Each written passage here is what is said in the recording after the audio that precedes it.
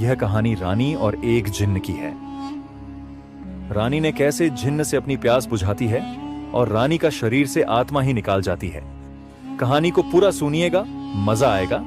तो चलिए कहानी को शुरू करते हैं। बहुत समय पहले एक विशाल और शक्तिशाली राज्य था जिसके नाम कामराज्य था।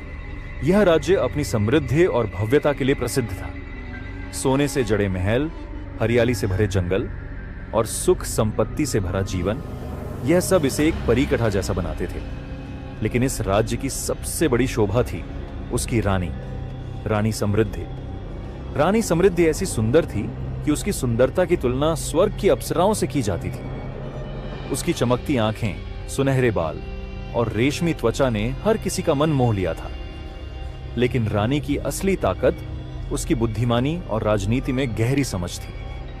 वह सिर्फ सुंदर नहीं थी, वह अपने विचारों और योजनाओं से राज्य की शक्ति को बढ़ाने में राजा आदित्य की मदद करती थी। लेकिन रानी समृद्धि की जिंदगी उतनी खुशहाल नहीं थी जितनी वह बाहर से दिखती थी। राजा आदित्य एक मेहनती और न्यायप्रिय शासक था, लेकिन वह अपने राज्य की जिम्मेदारियों में इतना व्यस्त था कि अपनी पत्नी को समय नहीं दे पाता था। रानी के जीवन में एक अजीब सा खालीपन था। महल के अंदर भले ही हर विलासिता मौजूद थी, लेकिन रानी को वह सच्चा सुख नहीं मिलता था जिसकी उसे तलाश थी। उसकी रातें अकेली और ख्वाहिशों से भरी रहती थीं। वह अपने मन में अनगिनत इच्छाएं पालती थी, लेकिन वे कभी पूरी नहीं हो पाती थीं। महल की दीवारों के भीतर कुछ ऐसा था जो बाहर की दुनिया नहीं जानती थी। हर रात रानी अपनी खिड़की से बाहर अंधेरे आसमान को देखती और अपने जीवन की अधूरी ख्वाहिशों को सोचती। महल के नौकर चाकर भी उसकी आंखों में छिपे दर्द को समझते थे, लेकिन कोई भी कुछ कहने की हिम्मत नहीं करता था। रानी का अकेलापन धीरे धीरे बढ़ता जा रहा था। उसे ऐसा लगता था जैसे उसकी आत्मा कहीं खो गई हो। उसे अपने अंदर एक अजीब सी बेचैनी महसूस होती थी जिसे वह समझ नहीं पाती थी। एक दिन रानी ने फैसला किया कि वह महल से बाहर निकलेगी। वह अपनी बहन राजकुमारी नैना के साथ जंगल की सैर पर गई। नैना रानी की एकमात्र दोस्त थी जिसे वह अपना दिल खोलकर सब कुछ बता सकती थी। जंगल की ठंडी हवा और चिड़ियों की मधुर आवाज ने रानी के दिल को थोड़ी राहत दी। लेकिन अचानक उनकी नजर एक बूढ़े साधु पर पड़ी जो पेड़ के नीचे ध्यान में बैठा था। साधु की उपस्थिति रहस्यमय थी। रानी ने साधु से पूछा, हे साधु, तुम कौन हो और इस सुनसान जंगल में क्या कर रहे हो? साधु ने अपनी आंखें खोली और धीमे स्वर में कहा, हे रानी, मैं यहां नहीं बल्कि तुम्हारे भीतर की बेचैनी को देखने आया हूं। तुम्हारी आंखें जो कहती हैं वह तुम्हारा दिल नहीं समझ पाता। रानी समृद्धि साधु के शब्दों से अचंभित थी। वह ठिठक कर खड़ी हो गई और उसकी बहन नैना भी घबराई हुई थी। तुम मेरे दिल के बारे में इतना सब कैसे जानते हो? रानी ने संदेह से पूछा। साधु ने धीरे से मुस्कुराते हुए कहा, मैं साधारण इंसान नहीं हूं।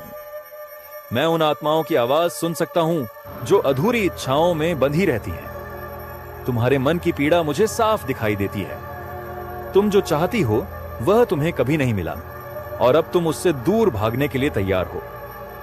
रानी को यह सुनकर लगा कि साधु उसकी आत्मा के भीतर झांक रहा है।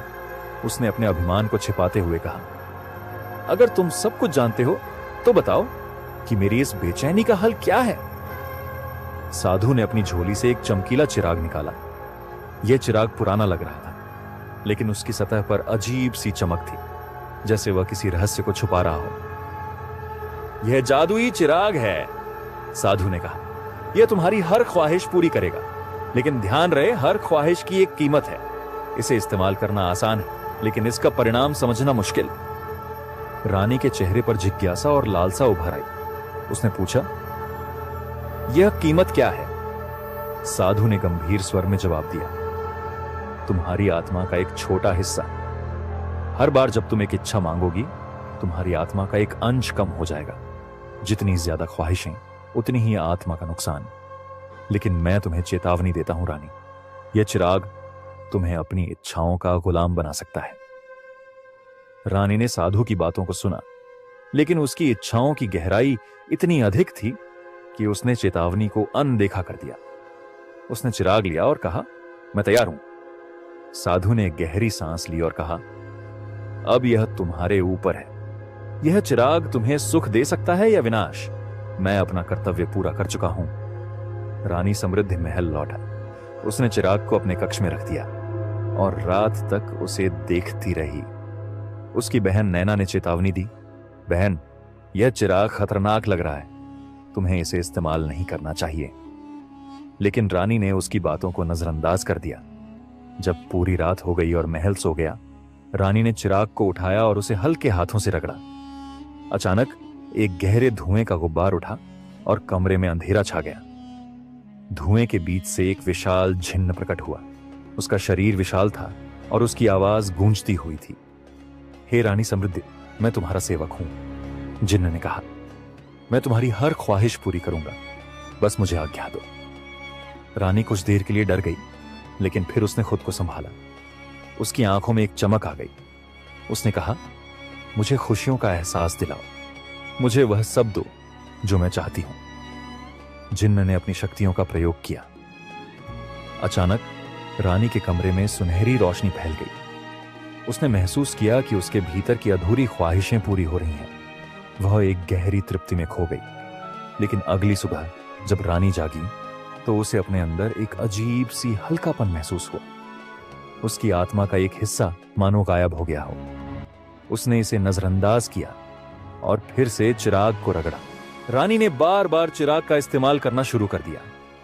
उसने जिन्न से धन दौलत, विलासिता और सच्चे सुख मांगे। महल का हर कोना अब सोने और कीमती रत्नों से भर गया था। राजा आदित्य भी इस बदलाव को नोटिस करने लगा, लेकिन रानी की इच्छाओं के पीछे के रहस्य को समझ नहीं पाया। महल में एक रहस्यमय माहौल बनने लगा। नौकर चाकरों को अजीब आवाजें सुनाई देती। रात को महल के गलियारों में परछाइयां चलती। रानी की इच्छाओं के कारण महल का वातावरण बदलने लगा था। हर ख्वाहिश के साथ रानी के अंदर का खालीपन बढ़ता गया। उसकी आत्मा धीरे धीरे खो रही थी। जिन्न हर बार चेतावनी देता, लेकिन रानी उसकी बातों को अनसुना कर देती। महल में अब सब कुछ बदल चुका था। हर कोने में ऐसी विलासिता थी जो किसी सपने से कम नहीं लगती थी।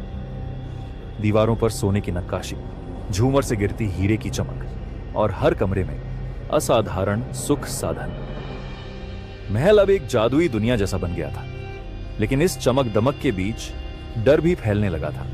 नौकर चाकरों ने कहना शुरू कर दिया था कि महल में अजीब घटनाएं हो रही हैं। रात के समय उन्हें ऐसा लगता जैसे कोई परछाई उनके पीछे चल रही हो।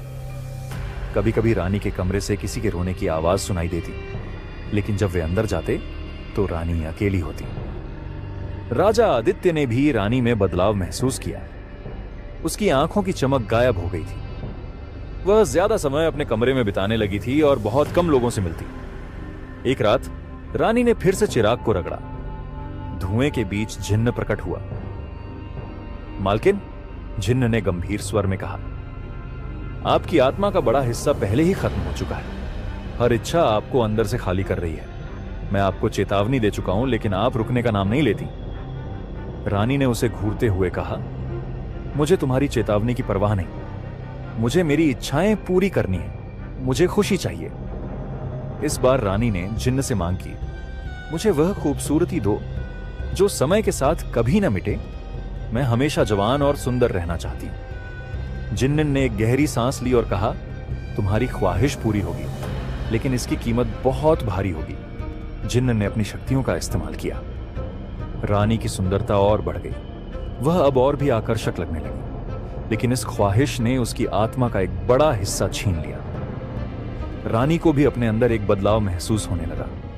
उसे लगता जैसे उसकी इच्छाओं के बावजूद वह अंदर से खाली होती जा रही है। वह जितना ज्यादा मांगती, उतनी ही अधूरी महसूस करती। एक रात रानी को एक अजीब सपना आया। उसने देखा कि वह एक सुनसान रेगिस्तान में खड़ी है। चारों तरफ कोई नहीं था। अचानक एक परछाई उसके पास आई और कहा, तुमने अपनी आत्मा का सौदा किया है। अब तुम अकेली हो। तुम्हारी इच्छाएं तुम्हें खत्म कर देंगी। रानी घबरा कर उठ गई। उसे पसीना आ रहा था, लेकिन उसने इसे केवल एक सपना समझा। कुछ समय बाद रानी को यह महसूस होने लगा कि उसकी खूबसूरती और विलासिता भी उसे खुशी नहीं दे पा रही।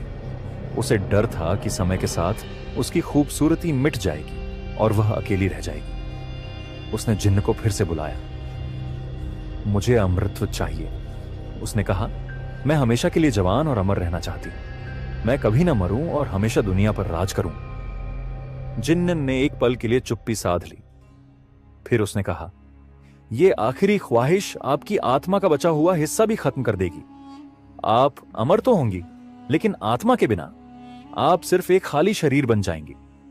क्या आप इसके लिए तैयार हैं?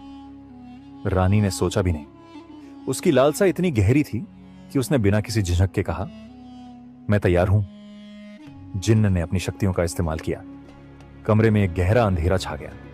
रानी को लगा जैसे उसके अंदर से कुछ निकल रहा है। जब अंधेरा छटा तो रानी को महसूस हुआ कि वह अब अमर है। उसकी खूबसूरती और शक्ति अब हमेशा के लिए थी। लेकिन जल्द ही रानी को एहसास हुआ कि जिन्न ने जो कहा था वह सच था। वह अमर तो हो गई थी, लेकिन उसकी आत्मा अब पूरी तरह खत्म हो चुकी थी। वह अंदर से पूरी तरह खाली थी। उसे अब किसी भी चीज में खुशी नहीं मिलती थी। महल अब पूरी तरह शापित लगने लगा। नौकर चाकरों ने महल छोड़ दिया। राजा आदित्य भी रानी के अजीब व्यवहार से परेशान होकर उससे दूर रहने लगा।